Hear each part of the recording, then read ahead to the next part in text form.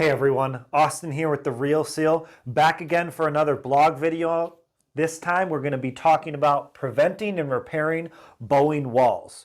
So you've all heard what bowing walls are before, and if you don't know what it is, it's basically when your wall is pushing or tipping inward like a pregnant woman's belly or like someone who's falling forward in maybe some sort of stupor. So what happens here is we have a lot of hydrostatic pressure usually and weight distribution problems that will cause this.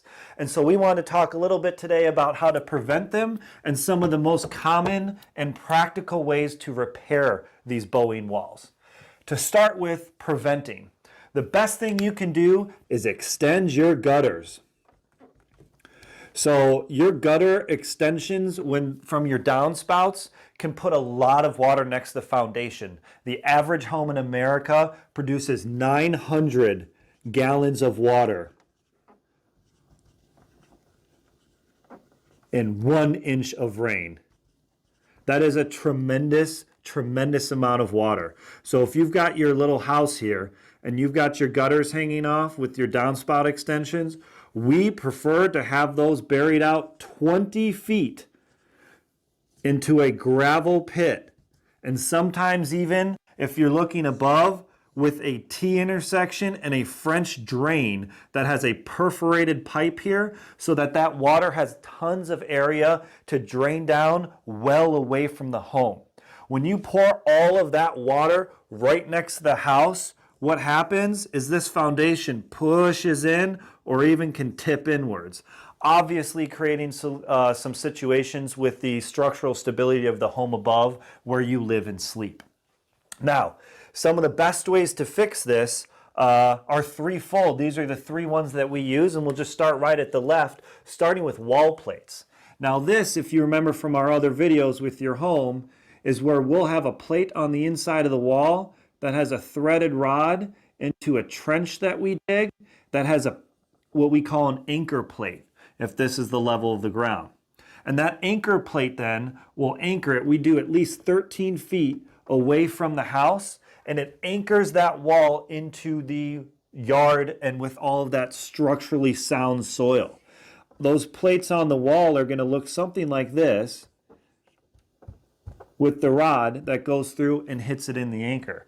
We're then able to use torque wrenches, and we can even pull that wall back to plumb, or what we like to call maximum practical level, the time and area that makes it most practical to move it back without causing any more cosmetic damage.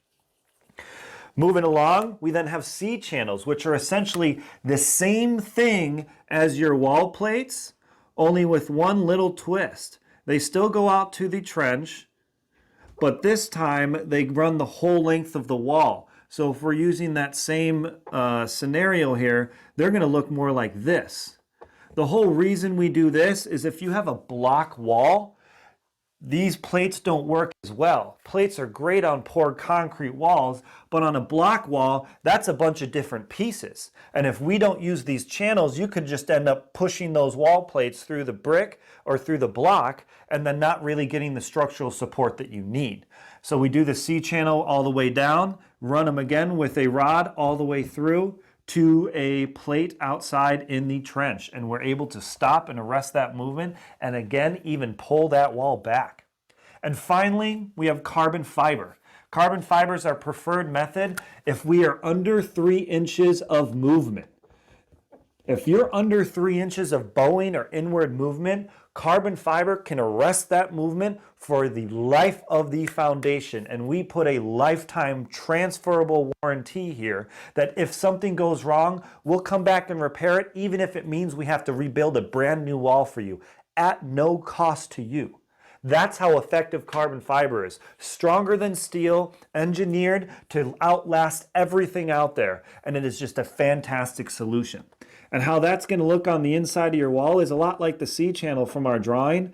We're going to have these carbon fiber straps that are about 4 inches wide that go all the way down and hook up to the wood plate above your foundation that runs all along here. And it's going to actually have a piece that hooks down into the footing of your foundation. Now we use the Fortress carbon fiber system because it's absolutely the best on the market, and it's able to really put a lot of what we call epoxy rivets in the carbon fiber.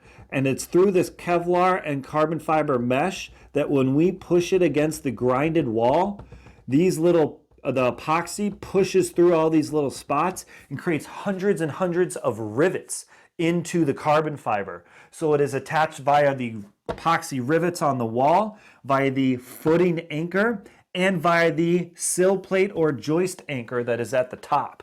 It's a really effective solution at stopping your bowing wall, as are all of these, depending on what you're dealing with and how bad the movement is.